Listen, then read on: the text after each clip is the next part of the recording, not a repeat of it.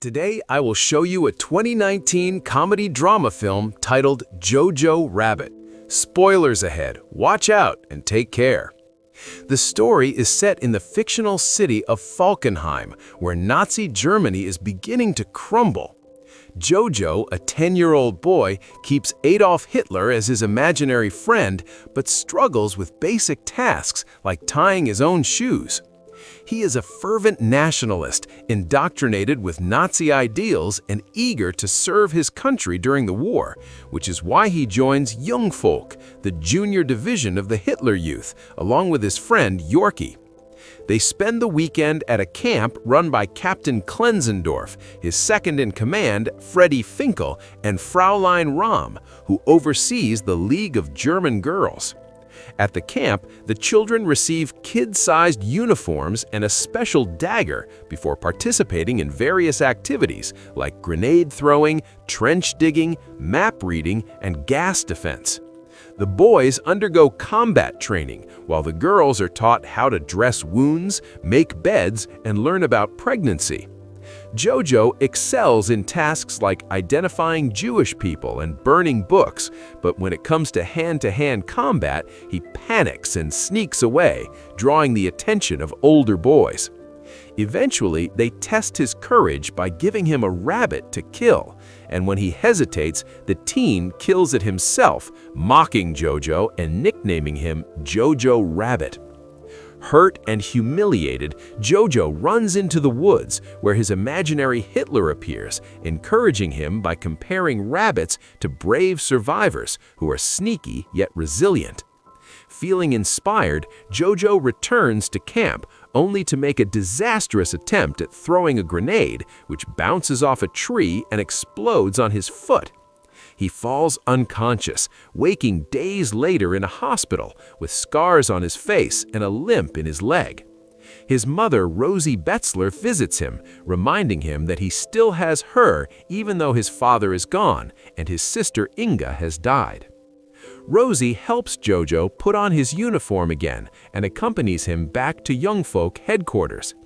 There, Klenzendorf, now demoted, awkwardly feeds Finkel, prompting Rosie to remind him to include Jojo in tasks. Jojo is assigned to put up propaganda posters and deliver conscriptions, which he executes enthusiastically. While working one afternoon, he notices his mother staring at a public gallows and learns that the hanged people did what they could. Later, he discovers noises from his late sister's room and investigates, finding a hidden space behind a fake section of the wall. Inside the hidden space, Jojo finds Elsa Kor, a young Jewish girl hiding in his house. She confronts him with his dagger, revealing her identity, but explains she was invited by Rosie for protection. Elsa warns Jojo that telling anyone about her could endanger them all. Confused and scared, Jojo consults with his imaginary Hitler, attempting to negotiate a solution. Armed with a kitchen knife and a pot, he tries to convince Elsa to leave, only to be overpowered by her again. They eventually agree to a tentative stalemate, where neither will betray the other. Rosie returns in the evening, and Jojo pretends he heard noises upstairs. She advises Elsa to be cautious and reminds her that as long as one person is alive, the resistance is still fighting. The next day, Jojo goes to the swimming pool to help with his leg, observing Klenzendorf and Finkel acting fearful around Rosie. Jojo questions Klenzendorf about what to do if he found a Jewish person and is told the Gestapo would execute both the finder and the hidden person. Klenzendorf admits even he doesn't know how to identify them, joking that someone should write a book about it. Jojo returns home attempting to talk to Elsa. He proposes a truce. She can stay if she provides information about Jewish people for him to write an exposé. Elsa, clever and defiant, tells him exaggerated lies to manipulate him into bringing food. She challenges his indoctrinated beliefs, forcing Jojo to confront the reality that Jewish people are just like him. Rosie continues to support Elsa, preparing meals and celebrating the Allied advances, including the liberation of Italy and the promise of France next.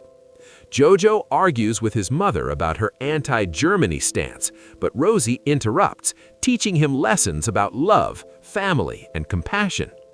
The next day, Jojo gives Elsa pencils and paper to draw where Jewish people live and where women lay eggs.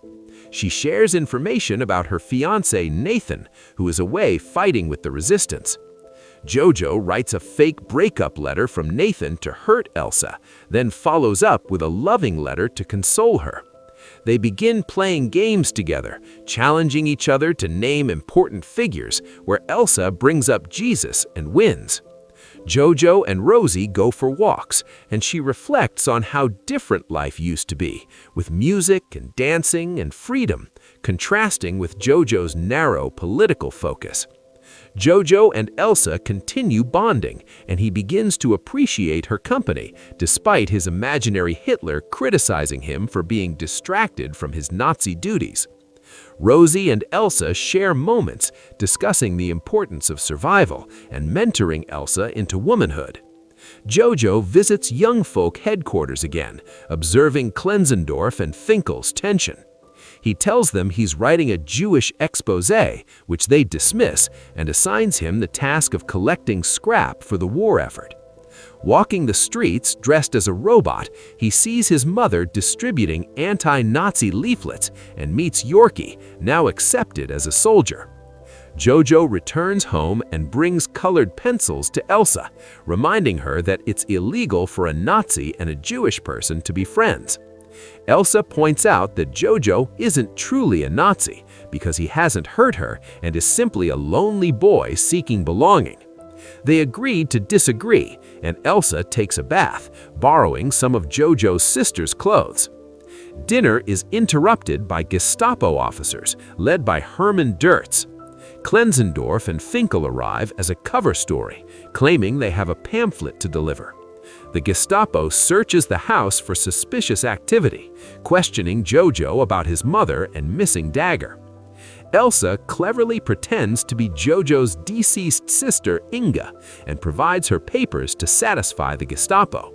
When the officers discover Jojo's exposé book, they laugh at his depictions of Jewish people, though Elsa is upset by the pages detailing harm towards Nathan. The Gestapo leaves satisfied, and Klenzendorf quietly aids Jojo and Elsa by returning their items and keeping Elsa's identity secret. Despite initial hurt, Jojo and Elsa maintain a delicate friendship, while his imaginary Hitler berates him for misplaced priorities.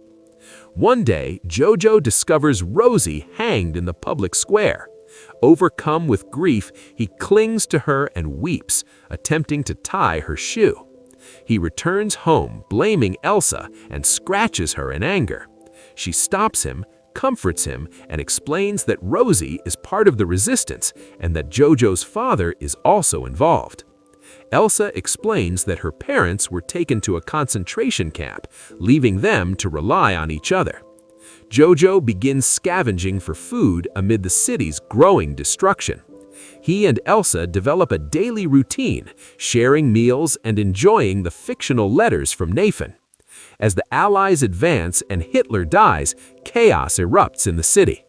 Jojo encounters Yorkie, who highlights the absurdity of racial prejudices compared to the real threat of foreign armies. Rom equips Jojo with a jacket to protect him from friendly fire as bombs explode around them, and Jojo hides in an abandoned building, too terrified to fight. After the battle, Jojo witnesses Americans replacing Nazi flags with their own, while Soviet soldiers capture remaining Nazis, including Dirtz. Mistaken for Jewish because of his jacket, Jojo is briefly detained but spared after Klenzendorf vouches for him, ultimately being executed by the Soviets. Jojo reunites with Yorkie, who goes to see his mother, leaving Jojo concerned about Elsa's freedom. He lies to Elsa, claiming Germany won the war to keep her from leaving, but eventually realizes the truth. Jojo decides to help Elsa escape, pretending to write another letter from Nathan. She confesses Nathan died of tuberculosis, but the letters comforted her. Jojo admits his romantic feelings, but Elsa only sees him as a brother. Despite this, he remains determined to help her find safety. Imaginary Hitler berates him, but Jojo finally stands up and ejects him from the house. He encourages Elsa to leave the house safely, guiding her to freedom. As Elsa crosses the threshold, a car with an American flag passes, prompting her to slap Jojo for lying. They pause, unsure what to do next, and then choose to dance in celebration of their freedom, embracing the joy and relief of surviving the horrors of war together. Their story concludes with a message of hope, compassion, and the power of humanity to overcome hatred and fear, even in the darkest of times.